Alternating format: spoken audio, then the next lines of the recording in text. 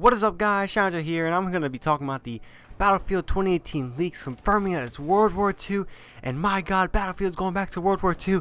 No, it's not, people, and I'm saying this with my opinion. World War II and Battlefield won't be seeing each other for a long time, and here's why. So, to get things started, this information, I've looked all over the web for it, but I know I heard it somewhere. Not somewhere, I know where I heard it from. So before I started doing YouTube, Matimio covered this a little bit, and he talked about how an EA executive said that don't worry, the next installment in the Battlefield franchise after Battlefield 1 came out will be a modern game. So yeah. Now I know I can't find this information like a screenshot or something, but I'm 100% positive that this is true. A while ago, yes, and I know things can change, but he said the game will be modern. Now, this is after a lot of critiques about Battlefield 1 and its lack of content. And yes, Battlefield 1 lacked a lot of content, but that's also not another reason why I think the next Battlefield game will be going to modern times. So Call of Duty World War II is the perfect example for why DICE will not be going back to the World War II or World War I, stuff like that. If anything, we're going to get a Vietnam era, something like that. I think we're going to get something a little bit more modern, not so much World War II, World War I. And the lack of content is a big reason why, but also, what Call of Duty kind of proved to the world that, yeah, going back for nostalgic reasons is not the right way to go about making a game. Yes, I understand Call of Duty want to get their foot back into their roots, but to be honest, that game was, World War II is not that good, and the community is dropping off heavily. And it's kind of unfortunate. I like the game a little bit, but I made a video explaining why it sucks, so I'll leave a link down below. So yeah, the game was not that good for the most part. It wasn't that fun. It was a little bit boring. The graphics were dull, stuff like that. And now going back to Battlefield 1, Battlefield 1 suffers a big lack of content, and DICE kind of shot themselves in the foot on this one. They decided to go back in World War II, and I completely admire the change. I admire the effort. A World War I AAA game has not been seen. They tried to do it. For what they did, it worked. For the most part, it didn't. And the reason why was lack of content. Battlefield franchise is known for just having a lot of content, a lot of weapons, a lot of camo, stuff like that. That's what they've grown to become, especially with Battlefield 3 and especially with Battlefield 4. Those two games are just games that I hold dear to my heart. Same thing with Bad Company 2, but Bad Company 2 was in the age of shooters where they didn't really have that much content and they can get away with it. But now, with AAA games and shooters, a lot of weapons, a lot of camos is expected.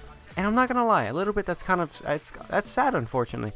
I don't think a game should be judged by content, but nowadays that's what it is, and we have to accept that.